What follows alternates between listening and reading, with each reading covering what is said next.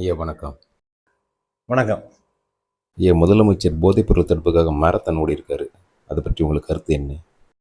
இல்ல முதலமைச்சர் இந்த போதைப் பொருள் ஒழிப்புக்கான ஒரு மாரத்தான் போட்டி நடத்தியிருக்காங்க. அது போதைப் பொருள் ஒழிக்கணும் அப்படின்றது எல்லாரும் ஏற்றுக்கொள்ளக்கூடிய ஒரு கருத்தியல் தான். போதைப் பொருள் தமிழ்நாட்டிலிருந்து முற்றும் முழுதுமாக ஒழிக்கப்பட வேண்டும் அப்படின்றதுல மாற்று கருத்து இல்லை. ஆனா அதுக்கு முதலமைச்சர் ஓடி என்ன பயன் என்பதுதான் என்னோட கேள்வி. அவர் இந்த மாரத்தான்ல ஓடுறதுனால என்ன பயன், இந்த மாரத்தான் நடத்துறதுனால என்ன பயன்? இப்போ என்ன மாற்றம் அப்படின்னு சொன்னாக்கா, இது திராவிட முன்னேற்ற கழக ஆட்சியிலே, சென்ற ஆட்சியிலேயே கூட மாரத்தான் நிறைய நடத்தியிருக்காங்க.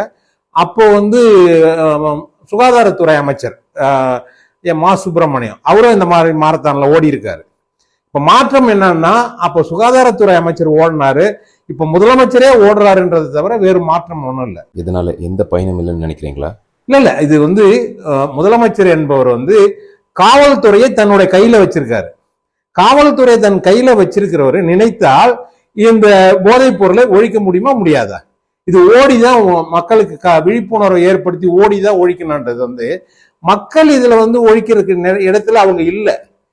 போதைப் பொருள் இருக்கக்கூடாதுன்னு கருத்து சொல்லலாம், ஓடலாம். ஆனால் அதை தடுக்கக்கூடிய இடத்துல இருக்கிறவர் முதலமைச்சர் தான்.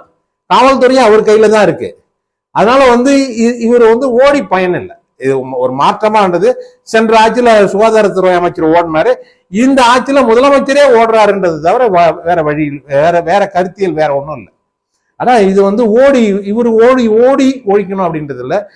அதிகாரம் ஒரு கையில இருக்கு, காவல்துறை ஒரு கையில இருக்கு. இவர் நினைச்சா அது ஒரு நொடியில அந்த போதைப் பொருளை ஒழிக்க முடியும்.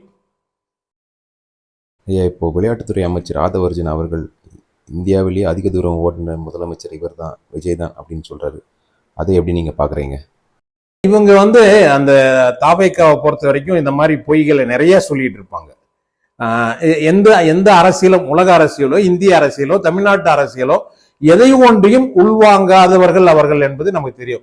ஒரு தமிழ்நாட்டிலேயே இந்தியாவிலேயே முதல் பெண் அமைச்சரை போட்டது தாவேக்காக தான்பாங்க.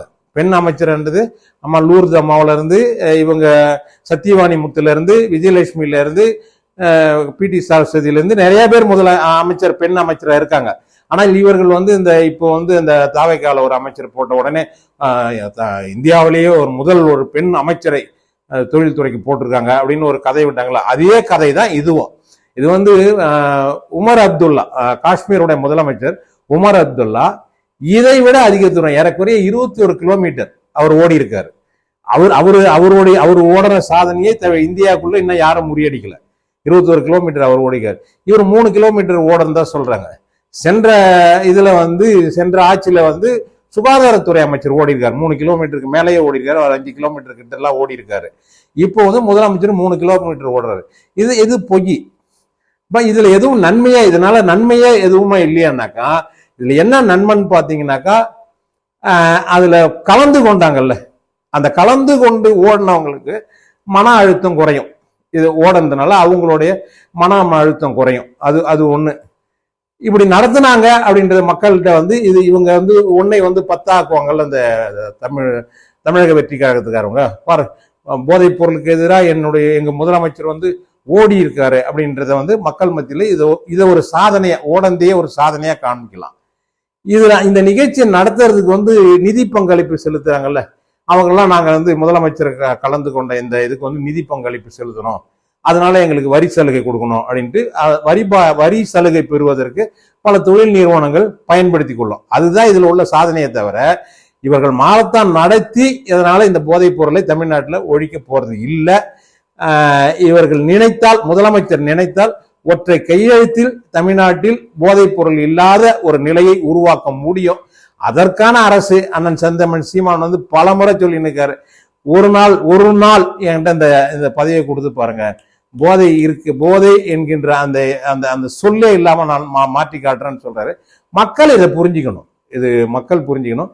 இது ஓடி போய் மாரத்தான் நடத்தி எடுக்கிற அந்த நீக்கிற போதைப் பொருளை ஒழிக்கிற அந்த நிலைமை தமிழ்நாட்டில் இல்லை. சட்டம் போட்டுதான் அதை நீக்க வேண்டும். காவல்துறை தன் கையில் வைத்திருக்கிற முதலமைச்சர் நினைத்தால் அதை ஒரு நொடியில அதை சரி பண்ண முடியும். நன்றிங்க. வணக்கம்.